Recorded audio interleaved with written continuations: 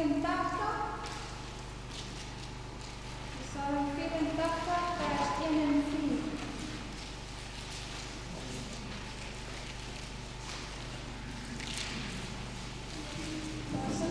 Ons sing net vers 1, Psalm 84 vers 1.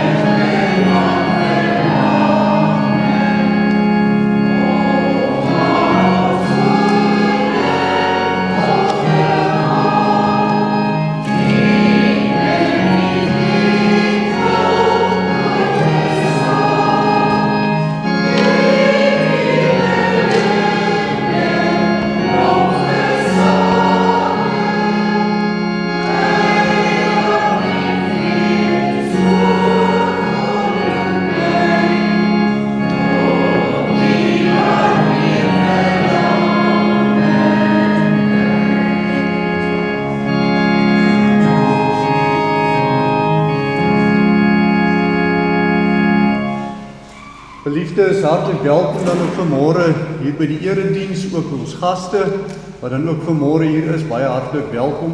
Die Paasnaweek is 'n baie belangrike gebeurtenis ook vir ons in die kerk en daarom het ons dan ook so vanmôre dan hierdie erediens ook so saam met die nagmaal en Armand en Marelna, die kerkraad het dan ook so toestemming dat julle dan ook mag saam deelneem aan die nagmaal vanmôre. Geliefdes, kom ons dink aan die gedagte vanmôre van ons harte se betrokkenheid by die Paasgebeure.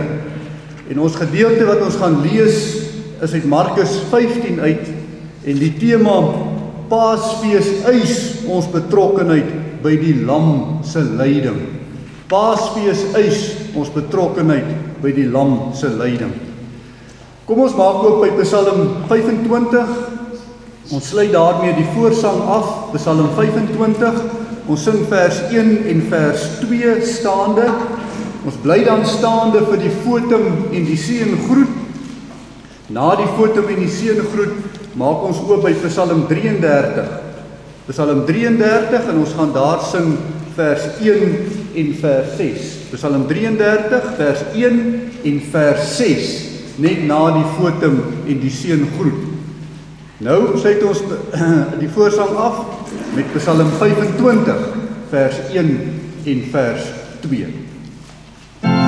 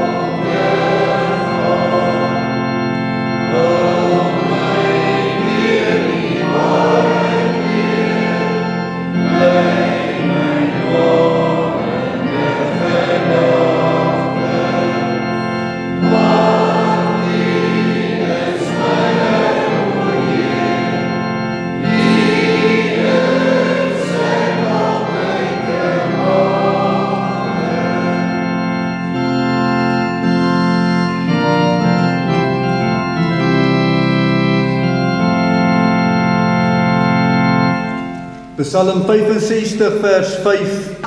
Welgeluksalig is hy wat u uitkies en laat naderkom, dat hy kan woon in u voorhowe.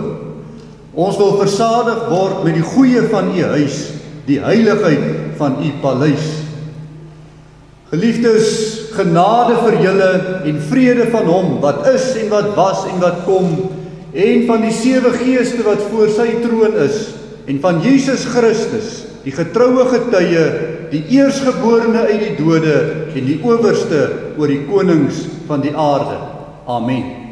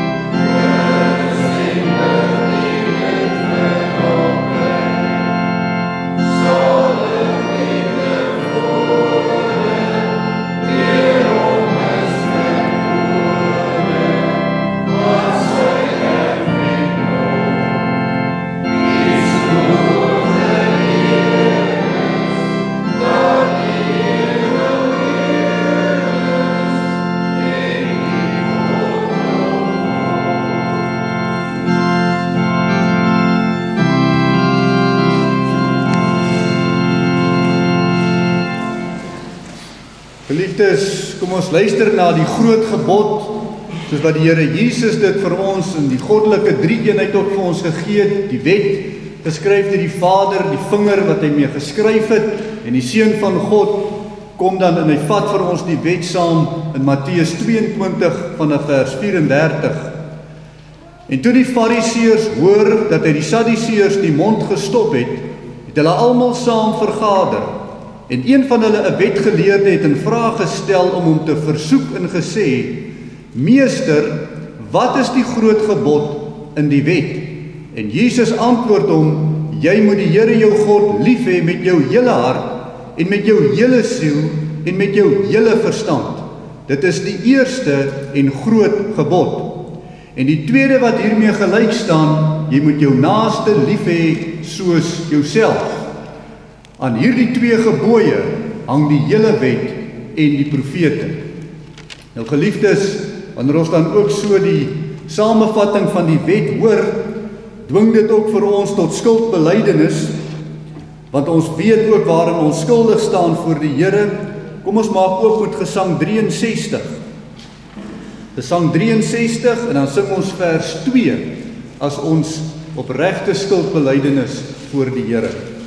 Gesang 63 vers 2.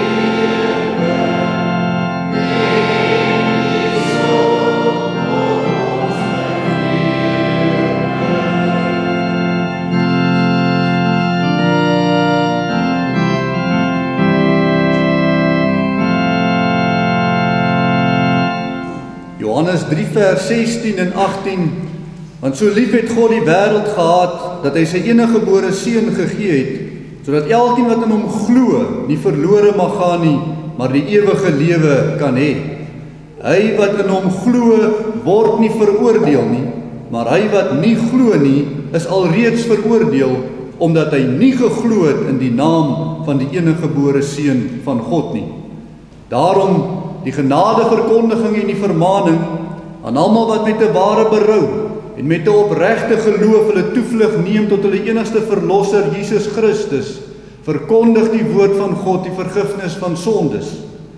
Maar aan elkeen wat in die sondes volhard en die genade wat ons alleen kan ontvang uit die soenverdienste van Jesus Christus, die een wat die genade verwerp, verkondig die woord van God dat die toorn en die straf van die Here op hom bly, solank hy in die sonde van ongeloof in Jesus Christus bly lewe. Geliefdes, ons gaan dan nie nou ons geloofsbelijdenis doen nie, en ons gaan dit reserveer vir die nagmaaltafel. Kom ons blaai na Gesang 89. Gesang 89, as voorbereiding ook op ons woordverkondiging, sing ons vers 1 en vers 2. Gesang 89, vers 1 en vers 2.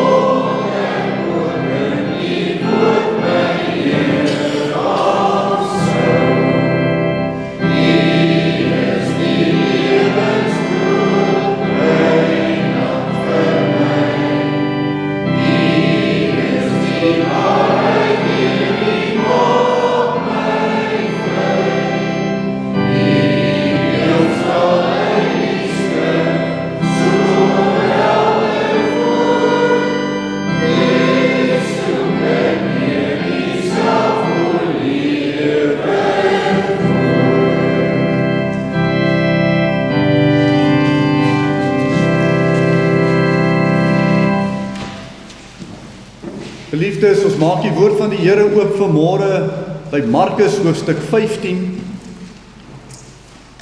Hier op hierdie Paasmôre, swart Vrydag vir die Here, maar goeie Vrydag vir ons.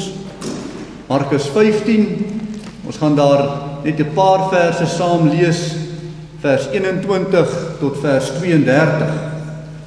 Markus 15 vers 21 tot 32. Terwyl ons met die woord van die Here ook dan so oop is, kom ons verenig in gebed saam.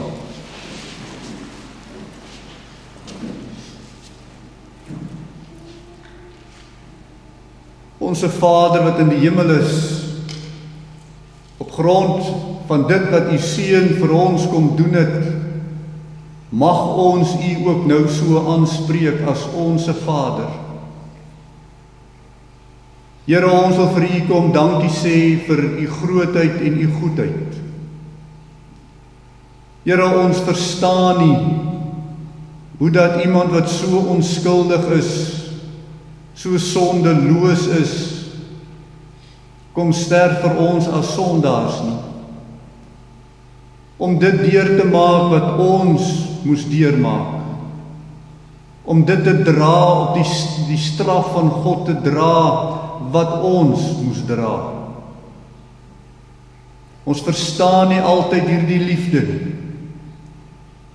Ons verstaan nie altyd, Here, hoe dit is dat U so vrywillig dit gedoen het nie. Daardie liefde, Here, gaan soms boor ons verby. Maar tog wil U dit vir ons kom leer. Tog wil U vir ons daaraan deel van kom maak. Wat 'n heerlike voorreg wanneer ons dan ook as kerk vanmôre so mag versamel rondom hierdie gebeurtenis. Daardie liefde, daardie opoffering, daardie vrywilligheid, dit wat ons verdien het, wat U op U geneem het, sodat ons dit nooit hoef deur te maak nie. Hemelse Vader, wanneer ons dan ook so vanmôre met U woord oopsit, dan kan ons daarom ook net vra, Here, dat U deur die Heilige Gees ook in ons harte vir ons sal kom wys en die leiding gee, om te weet hoe om betrokke te wees by U, om betrokke te wees ook in hierdie gebeure, dat ons dit sal eien. Dis vir ons gedoen. Gee hier en dan ook vir ons, Here, geopende harte, geopende ore en 'n insig om dit te kan sien en verstaan. En lei U ook so vir ons vanmôre rondom die kruis gebeure. Spreek, Here, want U diensknegt en U diensmaagd, die wil luister. Amen. Markus 15 van vers 21 tot 32. En hulle het in skare, en hulle het in sekere Simon van Sirene, wat van die veld afgekom het, die vader van Alexander en Rufus, gedwing om sy kruis te dra. En hulle het hom gebring op die plek Golgotha, dit is, as dit vertaal word, plek van die hoofskedel. Toe gee hulle hom wyn met mirre gemeng om te drink, maar hy het dit nie geneem nie. En nadat hulle hom gekruisig het, het hulle sy klere verdeel deur die lot te werp oor wat elkeen moes kry. En dit was die 3de uur toe hulle hom gekruisig het. En die opskrif van sy beskuldiging was bokant hom geskrywe, die koning van die Jode. Hulle het ook 2 rowers saam met hom gekruisig, een aan sy regter en een aan sy linkerkant. En die skrif is vervul wat sê, en hy is by die misdadigers gereken.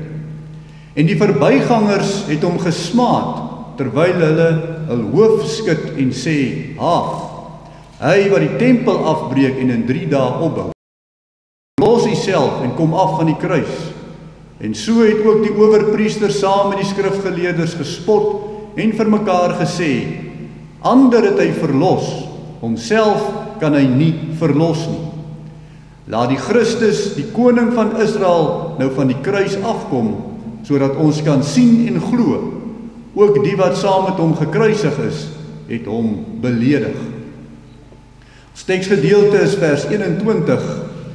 En hulle het 'n sekere Simon van Sirene, wat van die veld afgekom het, die vader van Alexander en Rufus, gedwing om sy kruis te dra.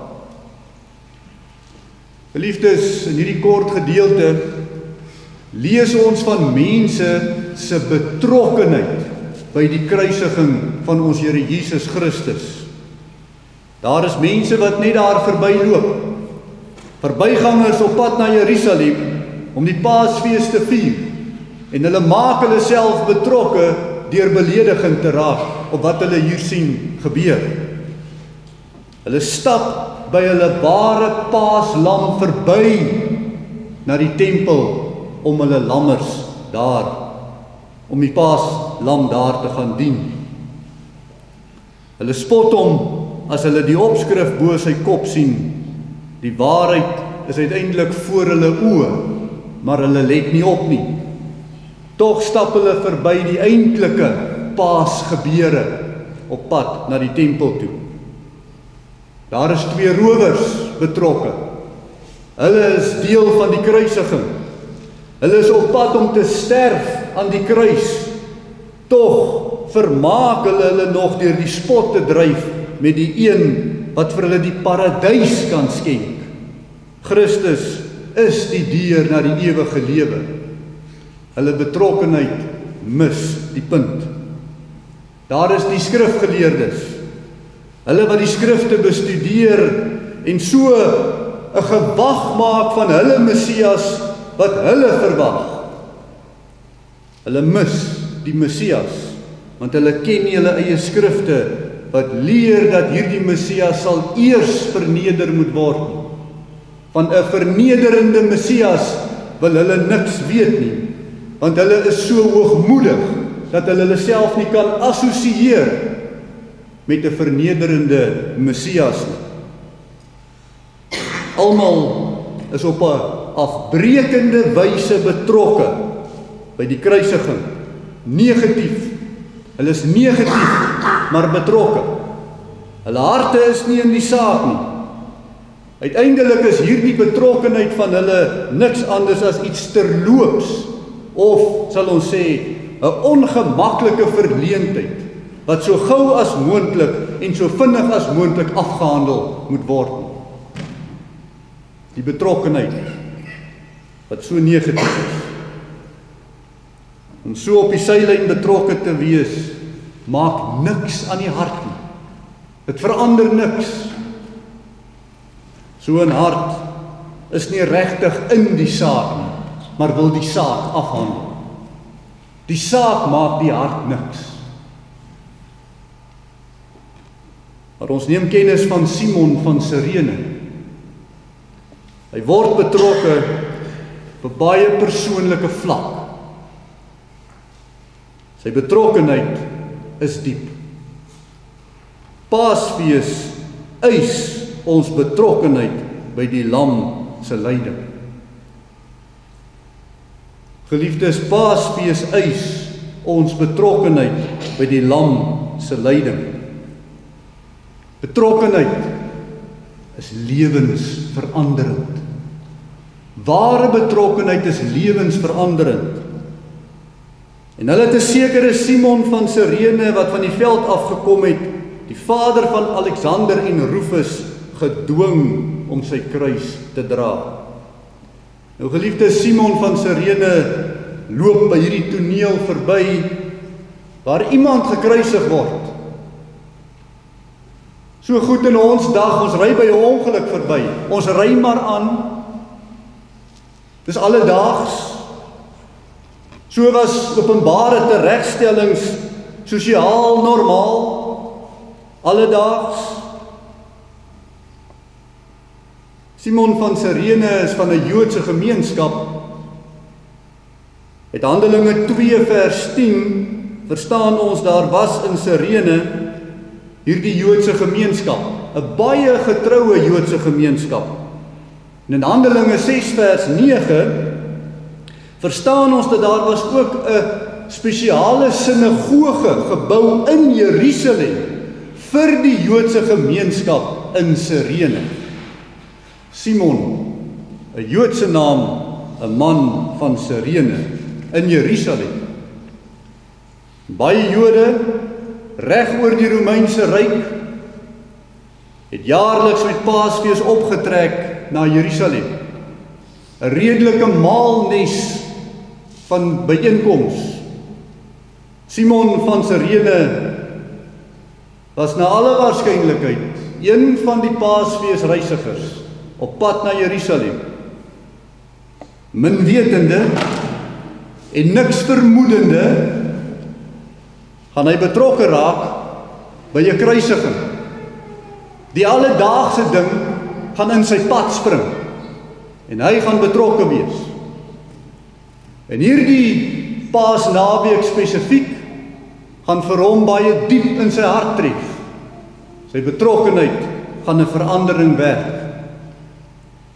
Op die oomblik wat hy by die toneel verbystap, moes dit nou gebeur dat die man op daardie oomblik nie meer sy kruis kan dra nie.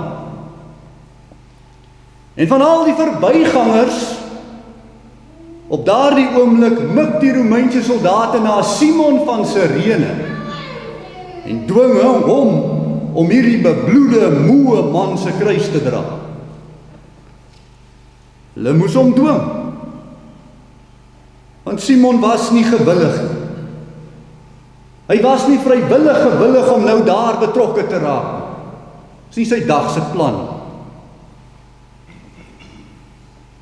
Die man het niks met hom te doen nie. 'n saak wat ook niks met hom te doen het nie. Of so het hy gedink. En so dink baie mense tot vandag toe, dit het niks met hulle te doen nie.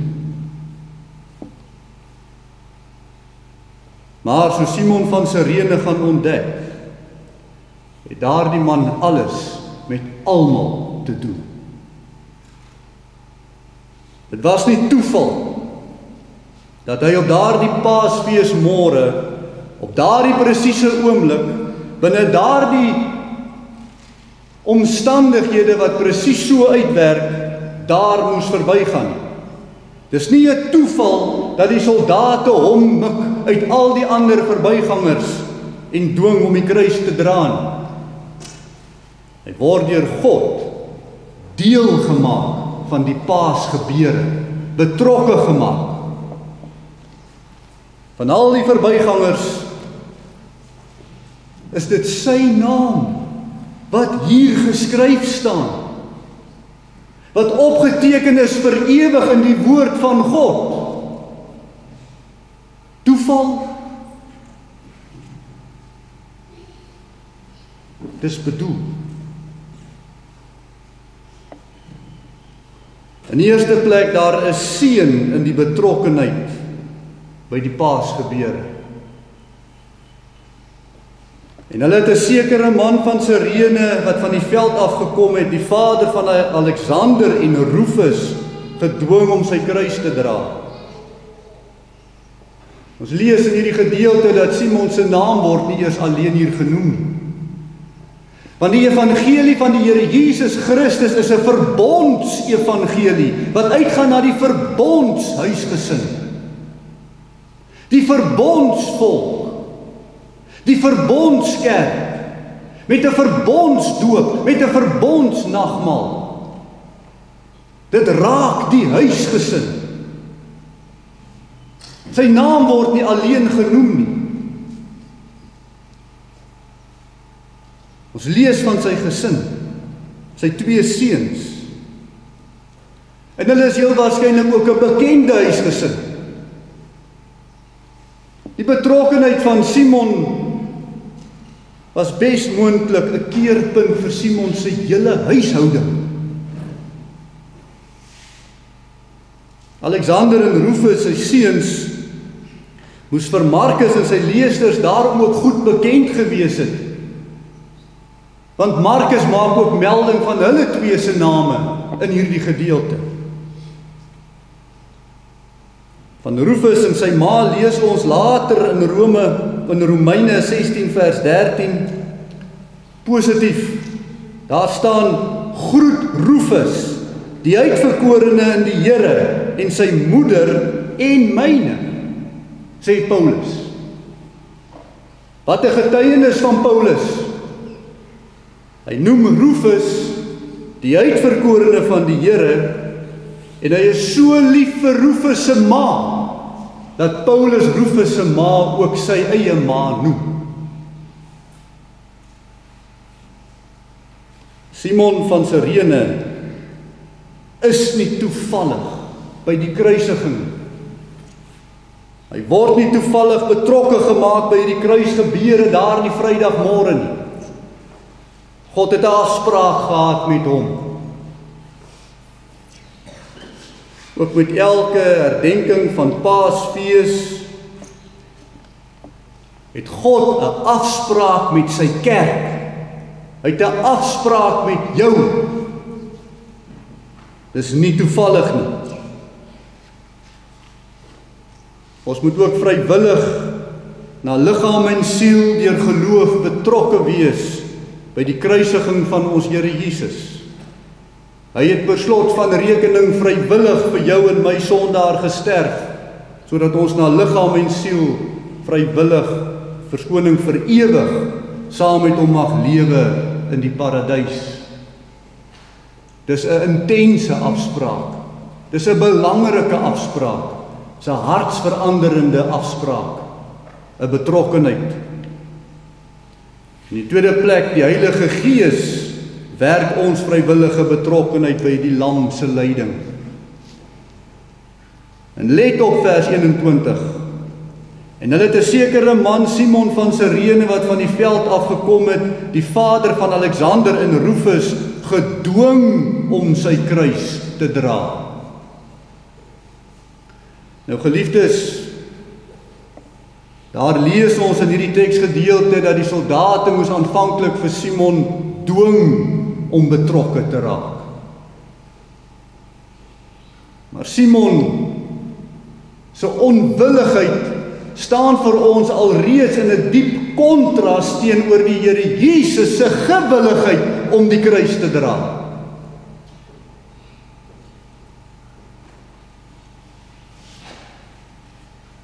Simon en die Here Jesus moes naby skouers skuur, want die een neem die ander een se kruis oor. Hulle moes naby skouers skuur, mekaar dalk ernstig op daai stadium in die oë kyk om hierdie kruis reg neer te sit op Simon se rug. Die Here Jesus erns bietjie die pad uit te kry, sodat Simon kan dra. Dis nie 'n ligte kruis nie. Dit vat 'n oomblik van oefening om daardie oorgang te doen. En wanneer Simon so naby aan hierdie man kom, moes hy opmerk, die man se vrywilligheid spreek iets anderster as die ander gekruisigdes.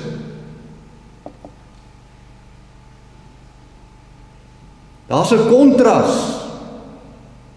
met die ander gekruisigdes, wat jy sou verwag van 'n man wat gaan sterf. Vrywilligheid, geliefdes, is 'n krag wat mense inspireer. Vrywilligheid is 'n krag wat mense beweeg. Vrywilligheid werk die hart. Jy kan baie meer reg kry met 'n vrywillige mens as met 'n gedwingde mens. Die Simon sien die Here Jesus se vrywilligheid. Die lam Jesus Christus protesteer nie teen sy kruisiging nie. Hy vloek nie, hy vervloek nie. Soos die ander misdadigers dit doen nie. Hy loop self swaar, maar gewillig na Golgotha toe. Jesaja 53 vers 7 kom so in vervulling. Hy is mishandel, hoewel hy onderworpe was, en hy het sy mond nie oopgemaak nie, soos 'n lam wat aan die slagplek gelei word, en soos 'n skaap wat stom is voor sy skeerders. Ja, hy het sy mond nie oopgemaak nie. Markus 15 vers 23, toe gee hulle hom wyn met mirre gemeng om te drink, maar hy het dit nie geneem nie. Markus moes dit ook sien, verskoning, Simon moes dit ook sien. Gemengde wyn met mirre ingemeng was eintlik 'n verdowingsmiddel, om die man se pyn te verlig. Simon sien dat hierdie lam van God nie as ywerig gryp na daai beker nie, maar dit vrywillig afwys. Hy neem nie eers pynverdowers nie. Simon kan nou nie meer die volledige vrywilligheid van hierdie man ontken nie. Die man van smarte. Terwyl dit in kontras staan met hom wat eers aanvanklik so onwillig was, kom hier 'n verandering van gewilligheid, wat later in sy lewe sal uitwerk. 'n Betrokkenheid. Vrywilligheid om lyding te verdra is 'n krag wat mense beweeg. Die van hier wat al by 'n sterfbed was. Wanneer mense baie protesteer en baie onwillig is, jaag dit vrees op by die omstanders. Dit skep 'n geweldige ongemaklikheid. Maar wanneer iemand vrywillig op 'n bed lê, gereed om sy lewe oor te gee vir sy God, Is daar 'n ander krag te bespeur?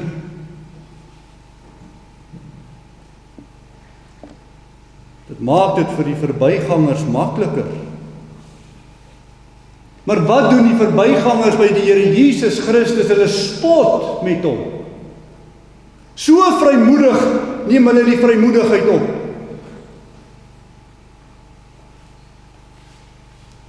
Simon se betrokkenheid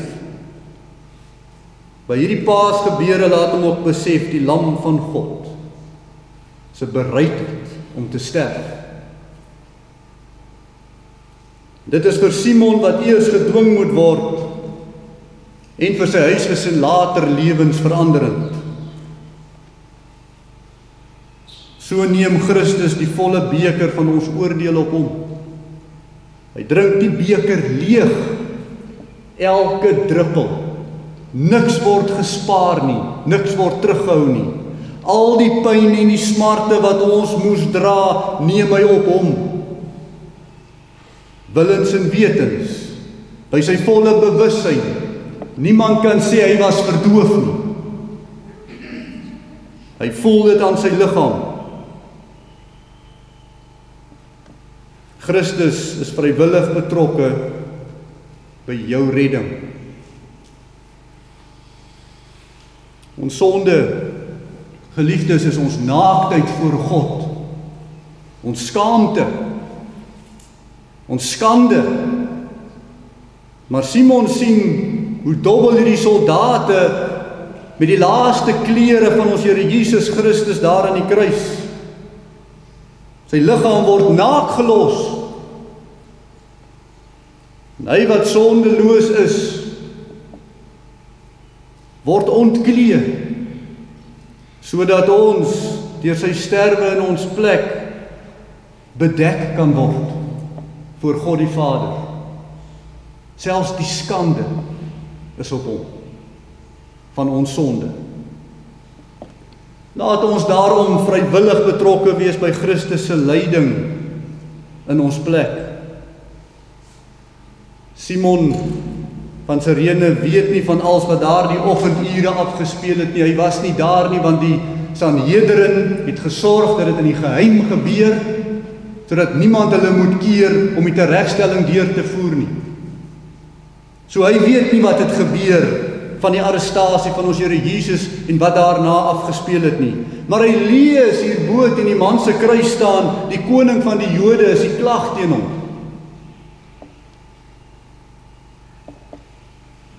Maar God beskik dat elkeen wat tot wedergeboorte sal kom, uiteindelik ook by Openbaring 19 vers 15 sal uitkom by die opgestane Christus. En hy dra op sy kleed en op sy heup die naam wat geskrywe is, die koning van die konings en die Here van die Here, want hy is die koning van die Jode. Hy is die koning van ons almal.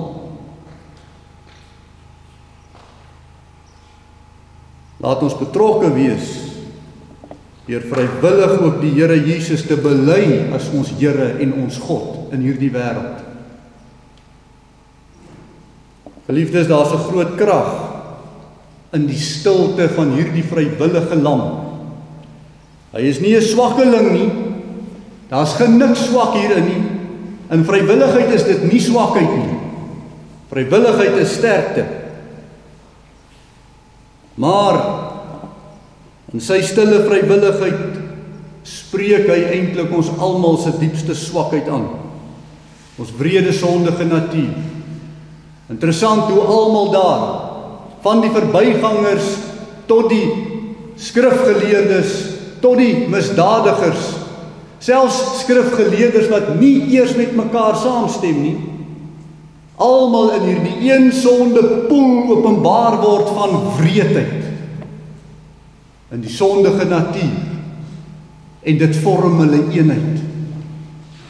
Maar Christus kom koop ons los van daai diepste swakheid, ons wrede sondige natuur. Die Here Jesus se smarte lok by ons altyd iets uit. Of ons lag dit af, of dit maak vir ons diep betrokke. 'n besef van ons eie sonde skuld, en hy wat vir ons dit afbetaal het. Sy smarte en sy lyding is die lig op ons donker gewetens. Simon beleef iets daarvan. Simon en sy betrokkenheid dra 'n vloekhout, wat ons almal uiteindelik moes dra. Al besef Simon dit nie dadelik nie, was die kruis wat hy dra eintlik sy eie kruis. Dis ons kruis wat daar gedra word. Al besef Simon dit nie dadelik nie. En daarom vereis ook ons betrokkenheid hierdie basiese besef. Dit is ons kruis daai in ons plekke gedra. Betrokkenheid by Christus is lewensveranderend. Amen. Kom ons bid saam. Ons almagtige God en hemelse Vader, Here, in U grootheid, in U liefde, in U almag kom staan ons ook vanmôre hier. Ja, Here, wanneer ons ook betrokke is by hierdie Paasgebeure, betrokkenheid, Here, wat ons ook kom demonstreer wanneer ons ook aansit by hierdie nagmaaltafel, vra ons, Here, dat U vir ons inderdaad ook hierin sal neem, dat ons ten volle ook betrokke sal wees na liggaam en na siel, om deel te neem. Ons vra dit alles in Jesus naam. Amen. Geliefdes, ons gaan dan nou oor tot die bediening van die nagmaal. Kom ons luister dan ook na die instelling van die nagmaal.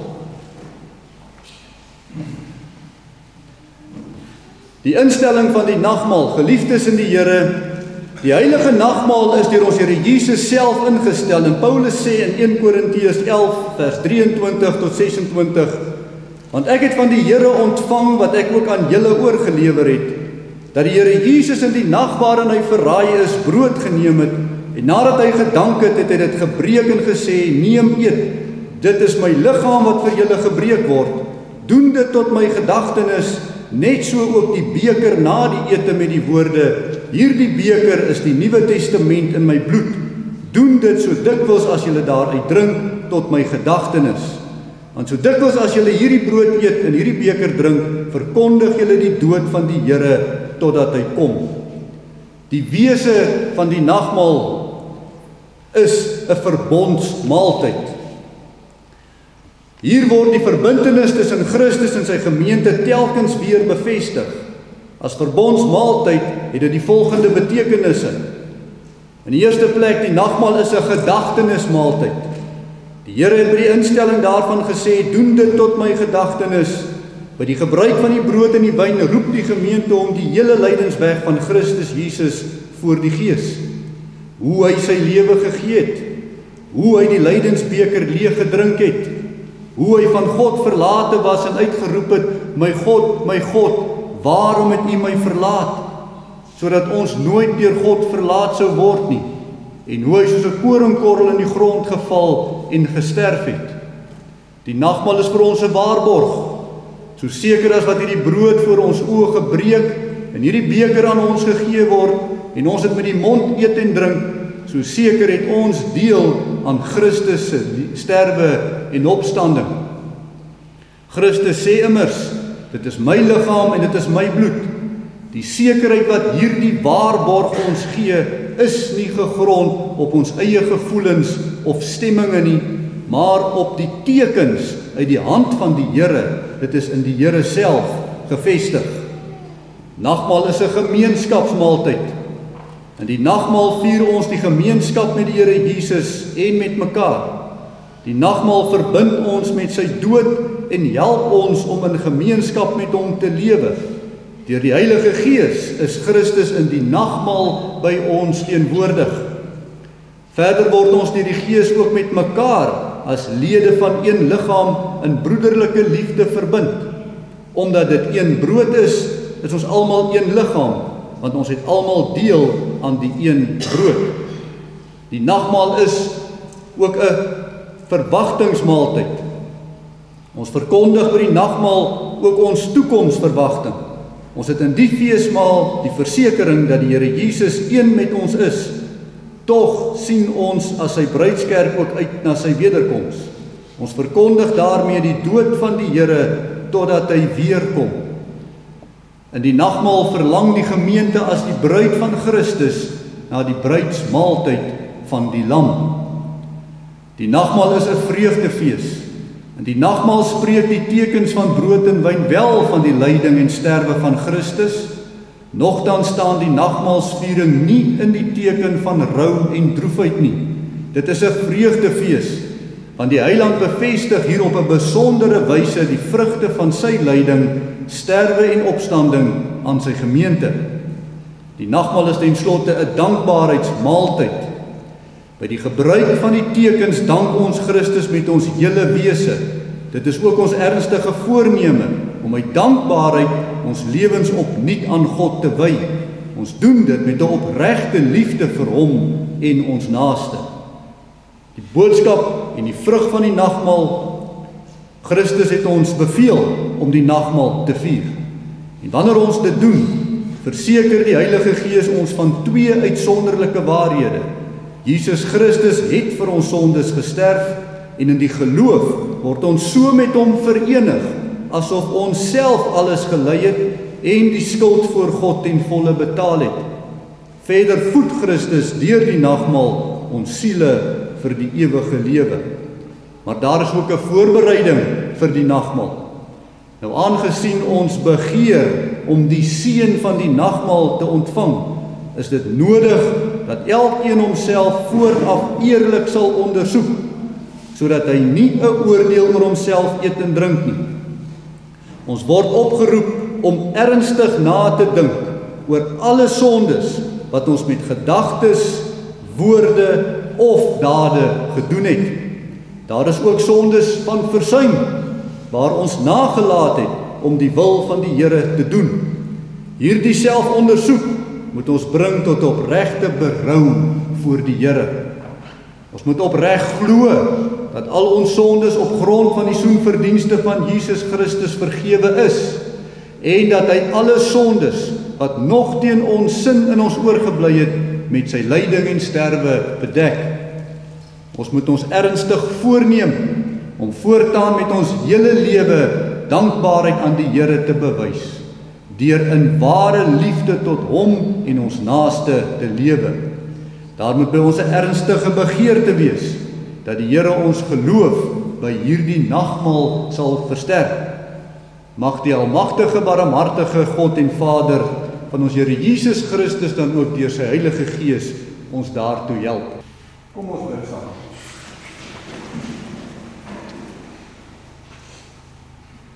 Hemelse Vader, ons Vader wat in die hemel is. Here, wanneer ons dan ook vanmôre hier kom stil staan het by die woord, kom aansit het by hierdie tafel. Ja, Here, waar ons opnuut ook die offer wat u lam, u seun Jesus Christus vir ons kom bring het, dit ook weer herdenk. Wil ons tog vir u kom bid en vra, Here, dat soos u vir ons betrokke maak deur die nagmaal en die dood en die lyding van die seun, wil ons ook vir u kom vra, Here, dat ons ook so betrokke sal wees in ons alledaagse lewens. Ja, Here, dat ons daar buite sal besef wat u vir ons as sondaar kom doen het. Ja, Here, dat ons ook vrywillig vir u ons kruise sal opneem. Ja, Here, dat ons ook u naam sal bely. Die naam bo alle naam. Ons vra, Hemelse Vader, dat u vir ons sal versterk in ons geloof. Dat u vir ons sal gee, Here, dat ons voortdurend herinner sal word. Dat ons het 'n verlosser, wat vir ons 'n weg berei het. 'n weg wat ons self nie kon berei nie. Maar u gee dit vir ons vrywillig. U doen dit vir ons vrywillig. Gee, Here, dat ook ons dankbaarheid en ook ons offers teenoor u vrywillig sal wees. Hemelse Vader, daarom wil ons vir u ook bid en vra, dat u ook in ons betrokkenheid in hierdie lewe vir ons al meer en meer sal laat besef die grootheid en die liefde wat U vir ons het deur die Seun Jesus Christus. En dat ons ook ons geloof daagliks hierin versterk sal word, sodat ons ook al meer betrokke sal wees, al meer toegewy. Ons bid hierdie dinge alleen in die naam van U Seun Jesus Christus. Amen.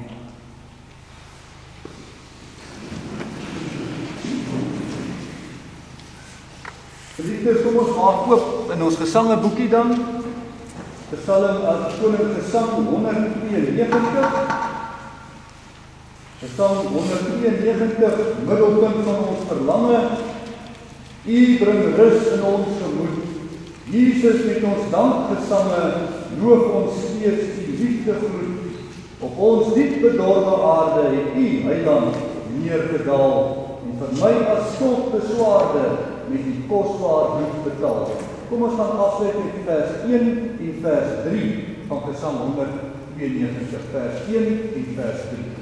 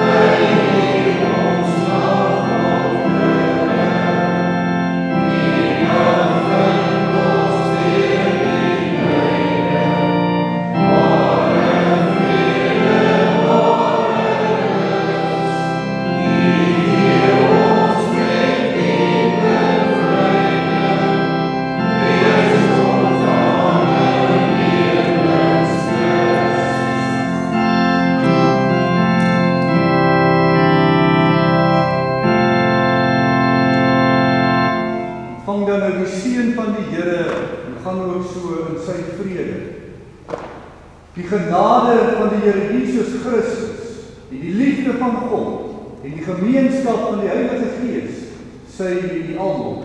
Amen.